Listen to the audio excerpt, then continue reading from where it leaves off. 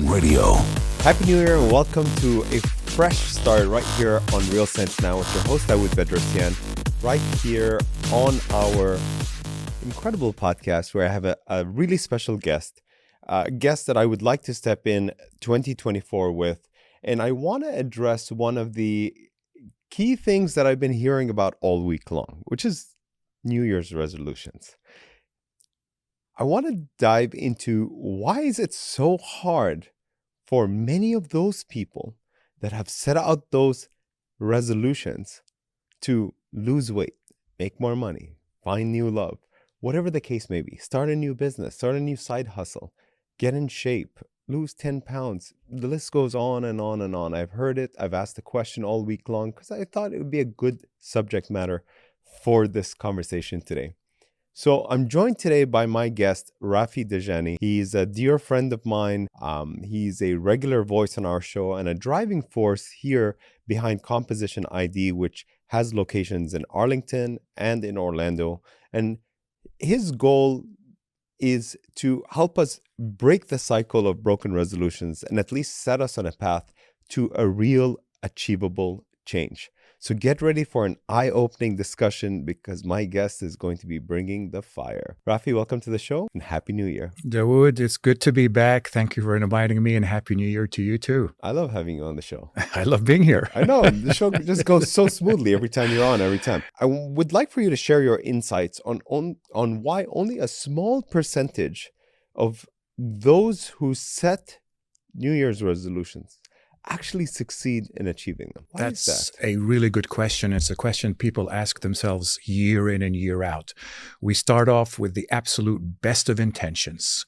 It's a new year. We want to start off fresh and we adopt all these resolutions that, unfortunately, for the most part, sometimes by as early as mid-January have suddenly disappeared from our horizon. And there's been a lot of research actually done on this. It's not just a sort of a subject that you can guess about. There's actual research done on why resolutions fail. And most people have come up with four main reasons. Obviously, there are many reasons, but four main reasons why resolutions don't really succeed. And the first is making a resolution for tradition rather than making it for a need, right? The tradition of New Year's Eve. It's that time of year. So somehow we're obligated to make a resolution whether we need it or not. And in fact, that is one of the ways to actually fail. If there's something you don't actually need to do, you're not really convinced that you need to do it, and so you won't do it. And so only adopt a resolution when you feel an actual concrete need for you to do it. The second reason why a lot of resolutions fail is not planning for obstacles. There is no linear progress where every day is one step more or forward towards achieving a resolution. There are going to be ups and downs along the way, and it's important to look ahead and plan for these. One, so you can overcome them when they do happen, and secondly, and just as importantly, so you're not disheartened and feel that you failed when these obstacles come into play. To give you and third is setting achievable, incremental goals rather than one overarching grand goal, right?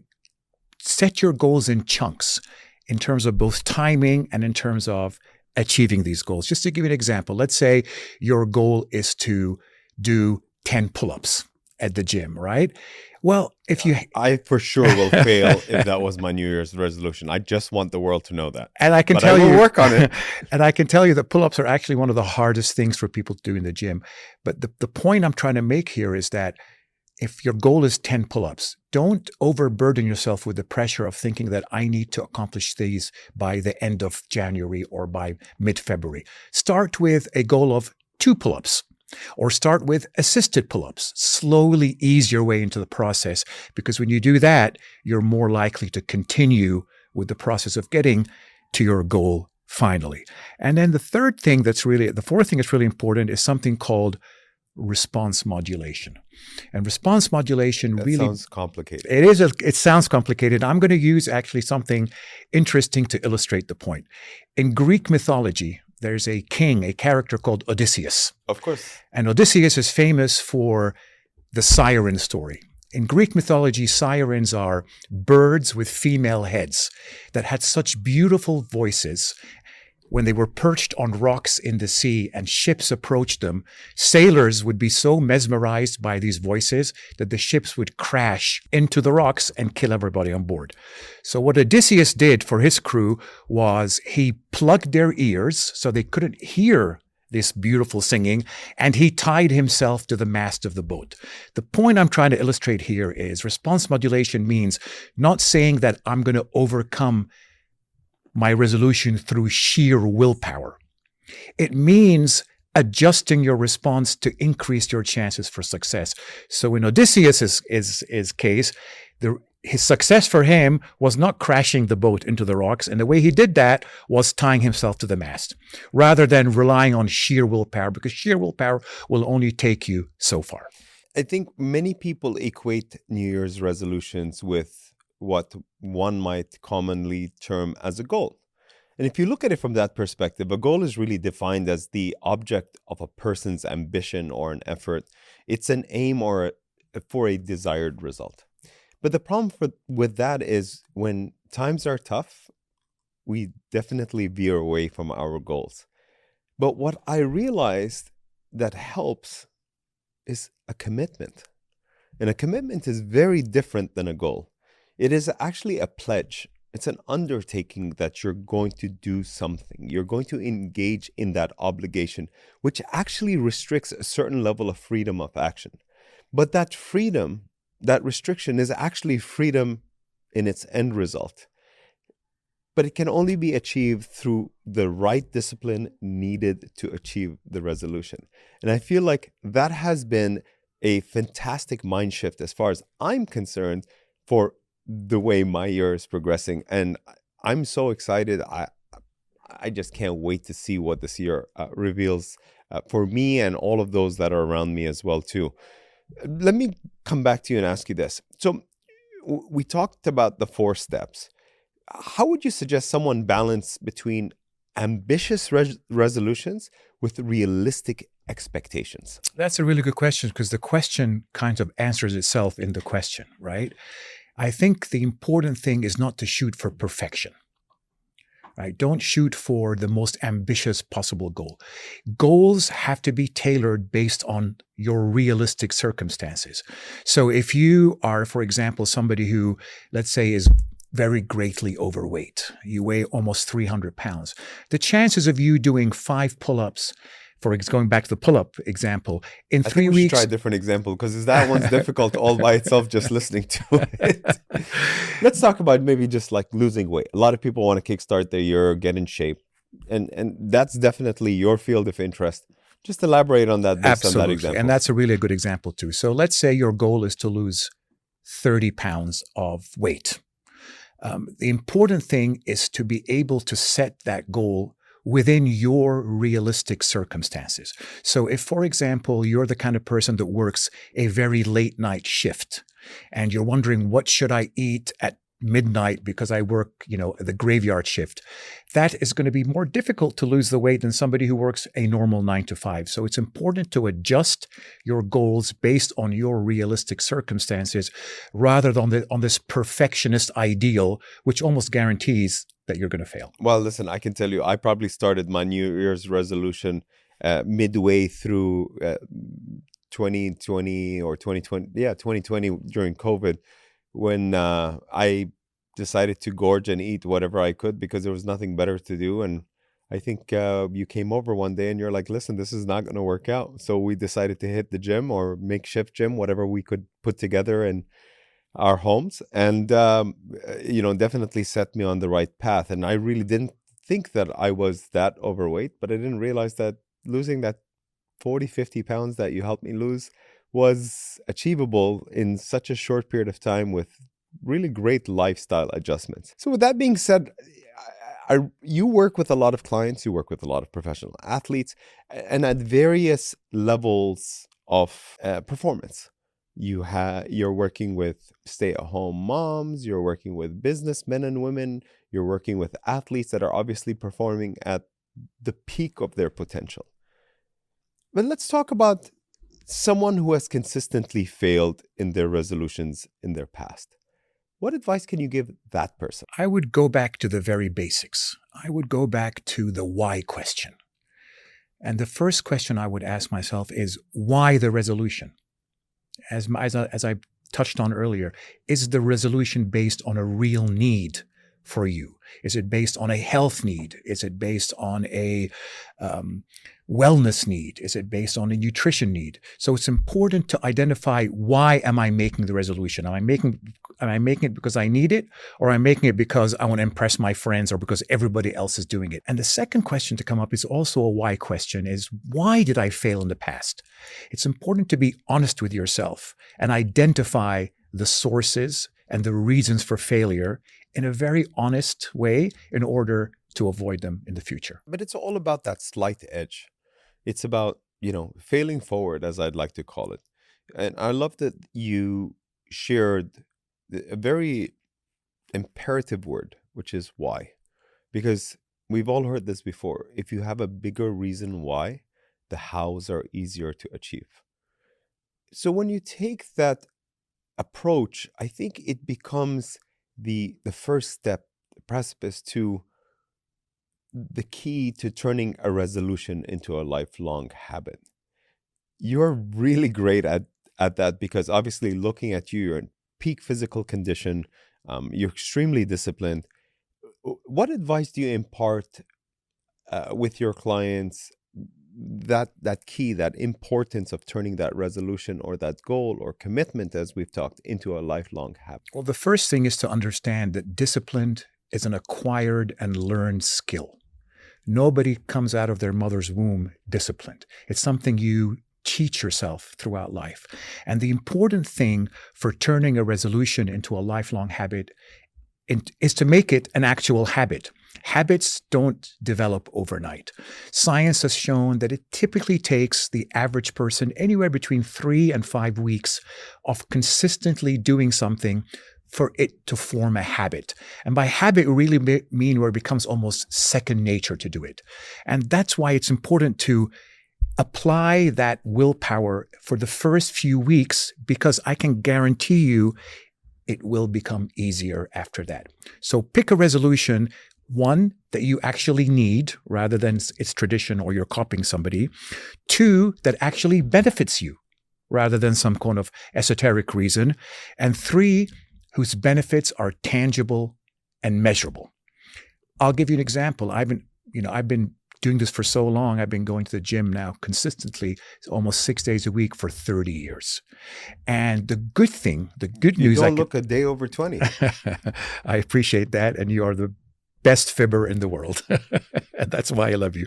But the point I'm trying to make here is that after doing something for so long and it's become a habit, you'll realize that even when you stop doing it, you're unable to. So yeah, there are some days when, let's say I'm traveling, I'm on vacation, or if I lived in the Northeast, the weather is inclement and I'm not able to go to the gym for a day or two, or I'm not feeling well, or I'm overwhelmed with work. I actually get anxious because I'm not able to follow my habit. So there's a benefit when something becomes a habit that you almost have to do it mentally and psychologically.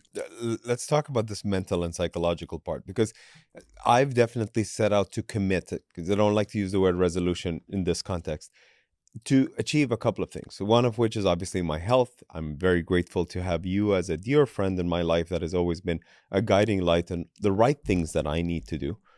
And the other is in obviously expanding and reaching our message to a wide range of people so that they can benefit from the conversations that we have, and hopefully it impacts or changes the lives of many people. I also have a goal to get out there a lot more and engage in a lot more public speaking, especially in the areas of real estate and investing in real estate and so on and so forth. And I'm really bullish on achieving that. But let's come back to you and your company. How does Composition ID's approach to goal setting set itself apart from any other company, nutritionist, fitness trainer that is trying to, do basically the same thing at around the same time of the year? Yeah. So what we do at Composition ID is we try and tailor and personalize the goal setting based on you. And based on you basically means three things. Number one, based on your particular physiology. So, for example, if I'm putting you on a nutrition plan, the first thing I need to know about you is your physiology, how much body fat you have, how much muscle mass you have, what your bone density is like, etc. Because without getting an in-depth knowledge of your physiology, I'm not able to actually set a goal because I need a baseline to set a goal. And the second thing we do is we guide you through the process. It's not like we give you something and say, thank you very much. We'll see you in a couple of years. Good luck. No, we will guide you through the process through coaching, through measuring your progress by periodic check-ins, and through helping you get back on track when there are the inevitable setbacks that are going to happen. I love it. Thank you for tuning in to Real Sense Now. Huge appreciation to Rafi Dajani for shedding the light on a practical approach to a New Year's resolution. Remember, the path to success is paved with realistic goals and a clear plan. We hope that today's show has inspired you to approach your resolutions or your commitments with a fresh perspective. And of course, join us for more insights in our incredible conversation right when we come back after the break. It's your host, Dawood Bedrosian. You're listening to Real Sense Now.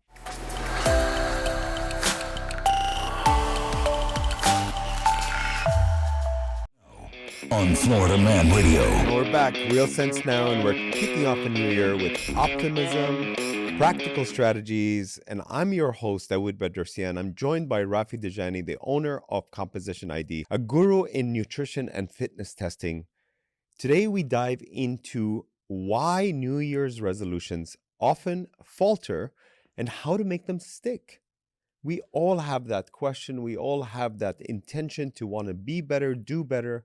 We've all heard that phrase, new year, new me, and what happens? Pretty much nothing. It's the same as we did at 11:59 the year before.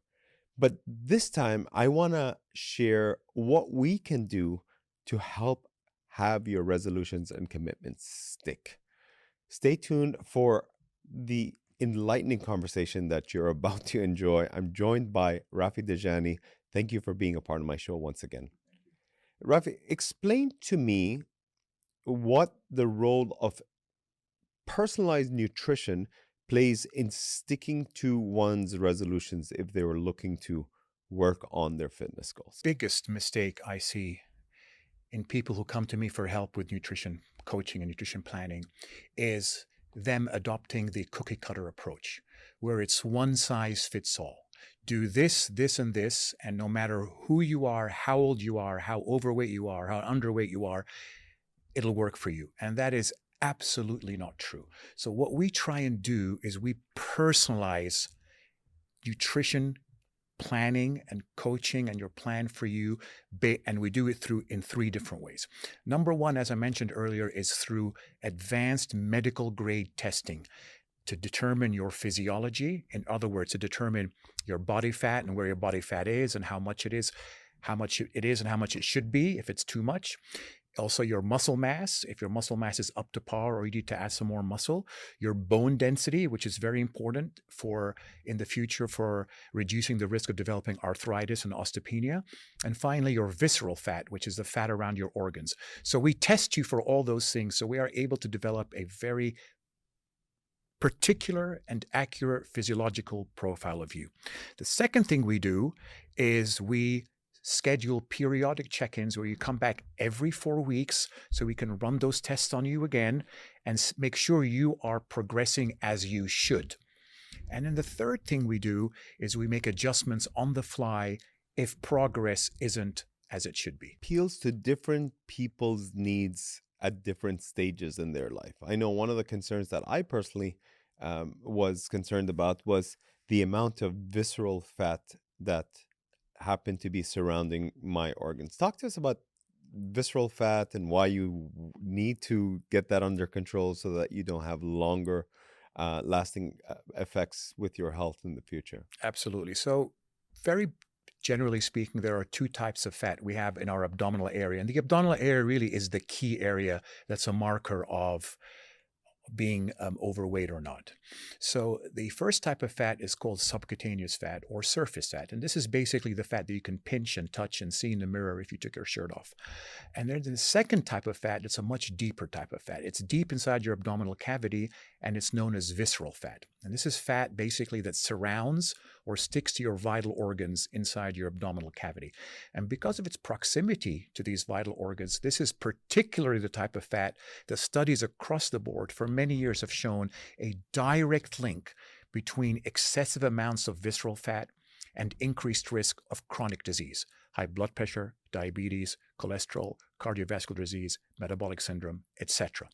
So how much is a lot of visceral fat? Well, typically speaking, anything in the 2 to 2.5 pounds of visceral fat or more is in the high range. And anything in the 0 to 1 pound is in the recommended or normal range.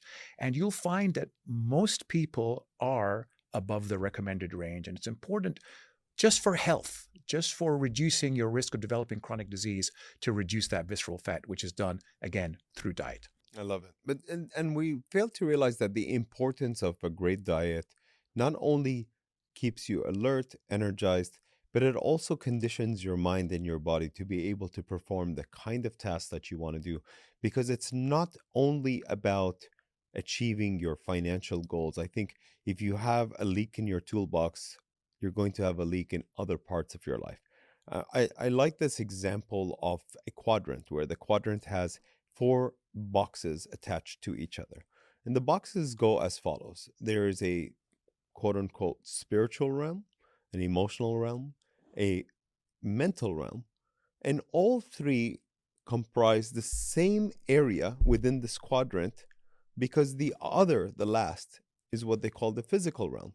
And if we don't take control of our mental state, our emotional state, our spiritual state, we're going to have a leak in our toolbox, because those results for the amount of time and energy we invest in these areas will manifest or show themselves in a physical form. So, in other words, if you are diligent about getting in shape, eating right, you're going to see the results in the physical form. I don't know when you're going to start to lose weight. It may happen in the first week, it may happen in the second or the third. I don't know. But what I do know is if you keep at it, you will see the results. I noticed the same thing when it came to the entrepreneurial side of my life, whereas I stopped looking at the desired results, but started to achieve my goals by looking at things from the end. And by doing so, what happens is your mind automatically goes into, how do I go out and achieve this? Because our mind is there to serve one purpose and one purpose only: to protect you from danger. It's that flight or flight mechanism every single time. Your mind doesn't want to see you strive. Your mind doesn't want to see you thrive because it's uncomfortable. And as a result of it, what does it do? It takes you out of the game every single time. And what I realized is, by looking at things from the end, and it could be, wanting to build a portfolio of multiple properties, or buying a multifamily unit, or starting a new business, or getting in shape. And I think we get so fixated in trying to start the work, as opposed to maybe even surrounding yourself with like-minded individuals, becoming friends with people that have different lifestyles, different goals, different ambitions. We've all heard the phrase, "I'll believe it when I see it." But in many cases, you have to see it first so that you can believe it, so that you believe that it's achievable for you. And for me, what I've realized is, by doing that, the new norm is to wake up in the morning, to go to the gym, to hit the sauna, because I know when I do that, I've guaranteed that I've got the hardest thing out of the way. And more importantly, I've set my day for success because I feel great. So I can take on my tasks, my calls, my meetings, my podcasts, my speaking engagements, and operate at a level that I'm astonished by, and I'm enjoying, I'm thriving here. And the goals become palatable to achieve, and they're chunked down into smaller pieces that they become attainable day after day after day after day. So I think one of the first places to start is to be able to separate yourself from the current reality that you live in and start to align yourself with people that are like-minded, that have the same goals, that can help you thrive and survive. We live in an educational era where technology is providing you all of the information that you possibly need. I don't care what it is. There's communities for, home flipping or health and wellness or meditation or breath work or whatever you're interested in doing. And I feel more that you engage yourself in those kind of environments and align yourself with people like that, you're naturally going to achieve that kind of success. Now, talking about success, how do you measure success with clients? And I'm talking about it in terms of health and wellness, but then also in terms of achieving their goals. Because, for example, a success goal may be looking great in your wedding dress because you have a wedding set in the summertime. It could be, feeling great to win a Super Bowl. It could be achieving a financial goal because you're an alpha male or female and you want to break down boundaries to achieve things that have never been achieved before. What's your measure of success? So everybody, obviously, like you mentioned, has a different measure of success for themselves. I've had some people come in, some clients come in, and as you mentioned, it's a lady who is 6 months from her wedding, and she bought this amazing wedding dress, and she just needs to lose another 8 to 10 pounds to look beautiful and perfect in it. And so that's her goal. I have other people that are already super low in their body fat. They're measuring at 15 and 16%, which is very low, but they want to go to 10%. So that's their goal. So it's very important to sit with the person and have an in-depth conversation with them about exactly what their goals are and how they can achieve them, because everyone's different. But something also it's really important to touch on here is that results do vary. Don't look at your friend who may have achieved amazing results in 4 weeks, and because you haven't done the same, even though you've been just as disciplined as they have and just adhering as strictly to, let's say, a diet as they have, and your results aren't. Everybody's different. Results do vary. The important thing isn't to match what other people do. The important thing is that every month or every week is a slight improvement. You told me a story once of a very, very, very famous NHL hockey player that came to get tested. And even though this person was in impeccable shape, I want you to talk about the mindset of how he compared himself to the rest of his teammates. Well, without mentioning any names, in the Washington, D.C. area, in my office in Arlington there, I do work with a lot of the professional teams, including the NBA, the NHL, and so forth. And yeah, I mean, this person came in and he was in incredible shape. But as soon as he came in with a friend of his, another hockey player, and as soon as they were both done, he wanted to know why he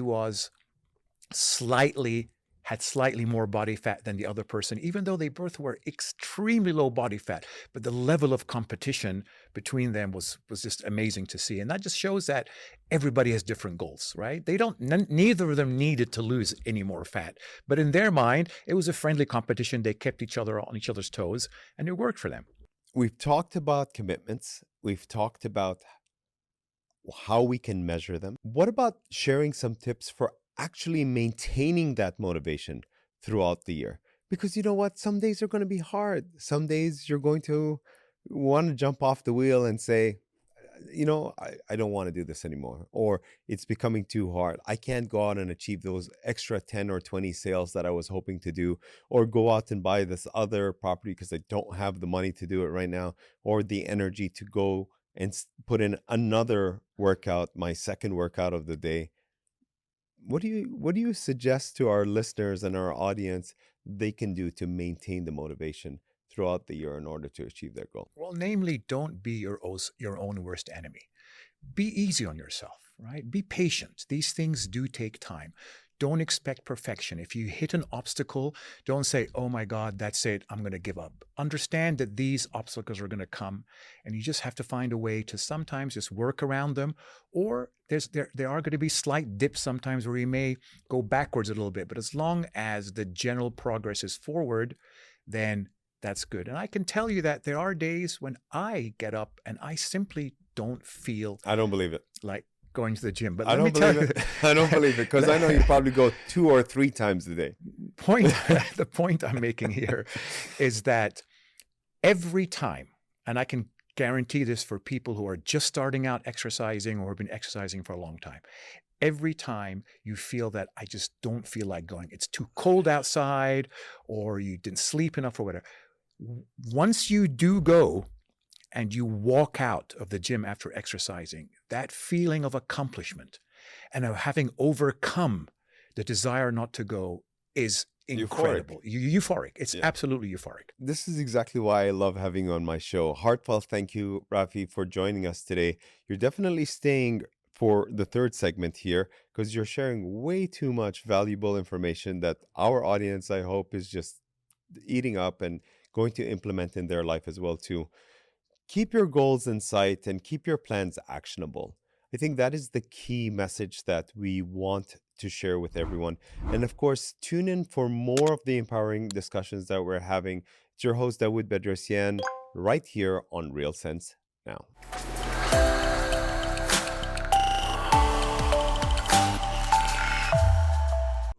And we're back. It's your host, Dawood Bedrosian.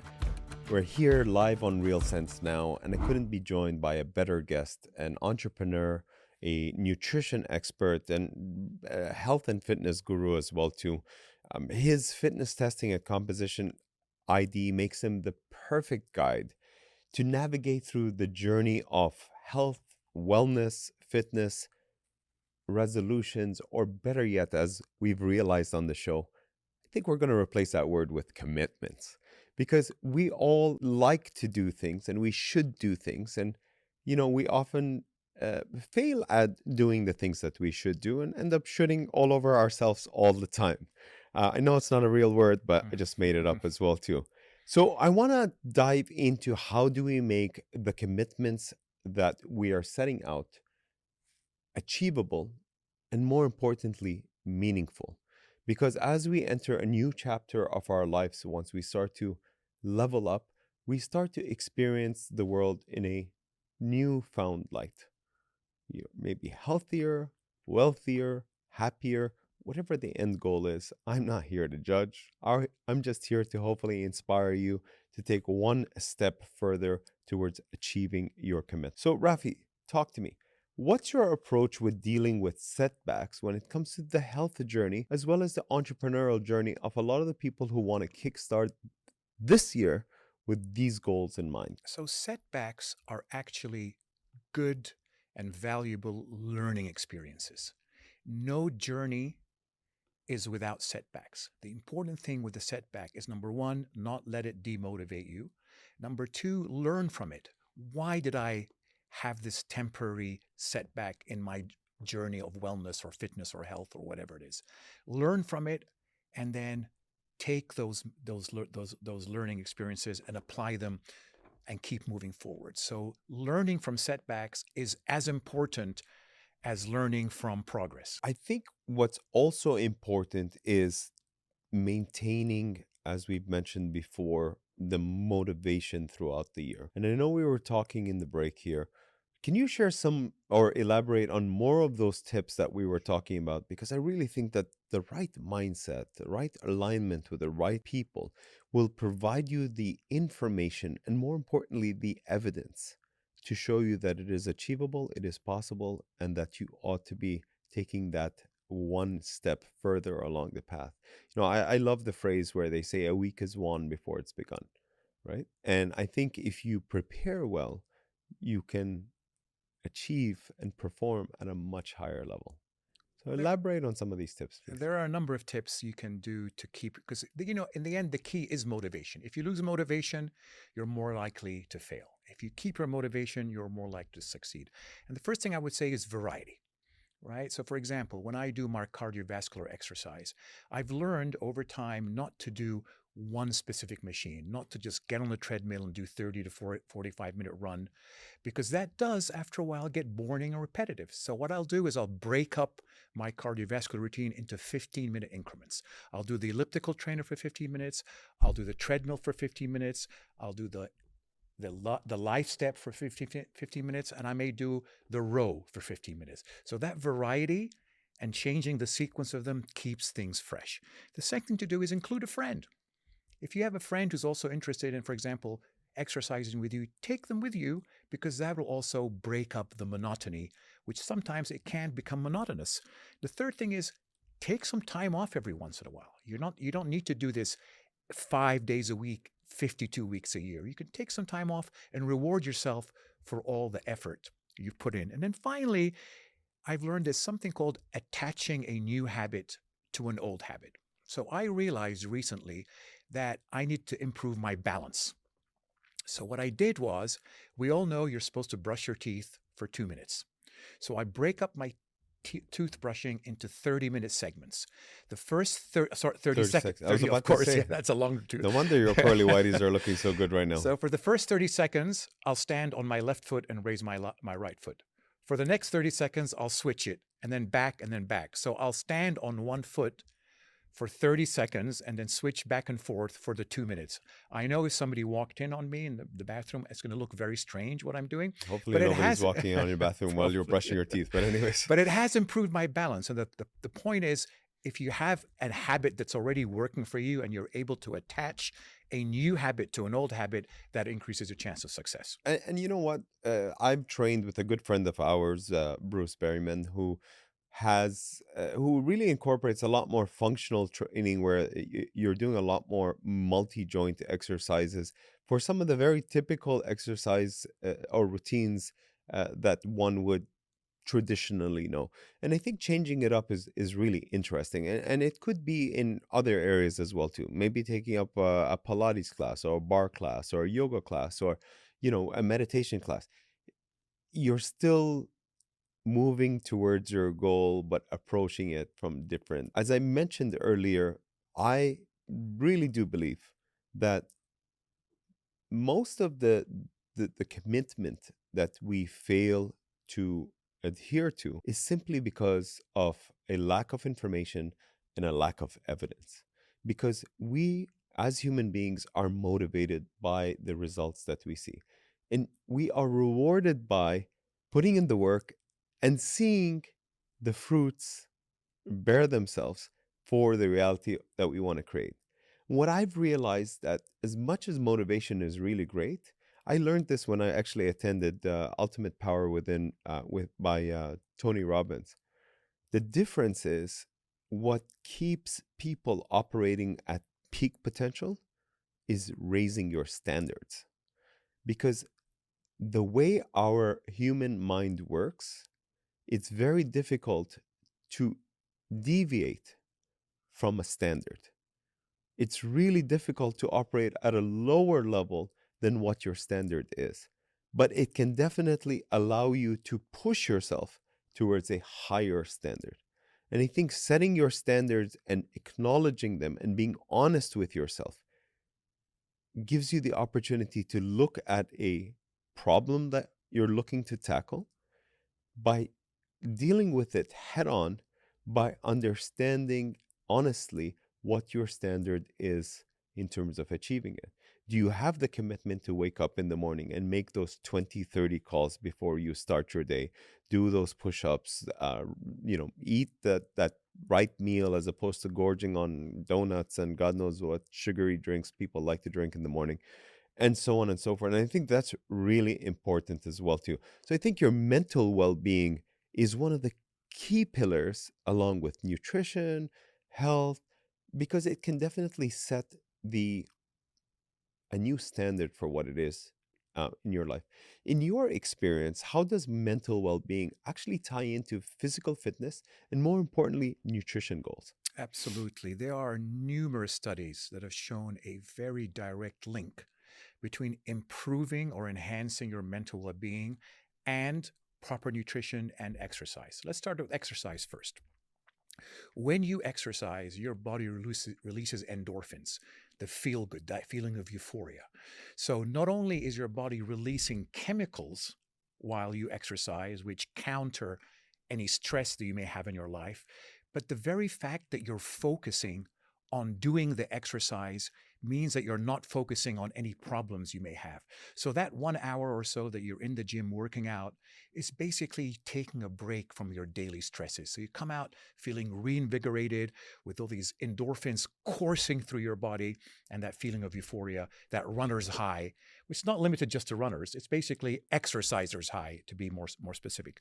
Now, when it comes to nutrition, the exact same applies too. When you eat highly processed or very fatty foods, it makes you feel lethargic and sleepy and lacking focus. Unfortunately, if you think about it, a lot of people these days, they wake up in the morning and they have a cup of coffee because they are in a hurry. So they spend the first half of their day with their stomach growling because they're actually starving because they haven't eaten since dinner the night before. And then they have a very high fatty, highly processed meal. And the next second half of their day, they're sleepy because they ate something that was high fat. So nutrition can improve focus and productivity. People want to get a hold of you. What's the best way to reach you? Compositionid.com is our main website. And then click on the Orlando location, which is where we're located now. Or you can call me at my cell number, which is 202-669-5888. And if you have a question for me, whether it's in real estate or entrepreneurship or any other concern that you may have, you can always reach me on any one of my social media platforms. That's LinkedIn, Facebook, Instagram, just to name a few. You can also visit our YouTube channel to watch all of our episodes that you may have missed at any point in time. Of course, we're concluding another exciting episode right here on Real Sense Now. Thanks to Rafi Dajani for the practical advice and the wisdom that you have. As we embark on 2024, let's transform our resolutions into sustainable practices for health, wellness, and happiness.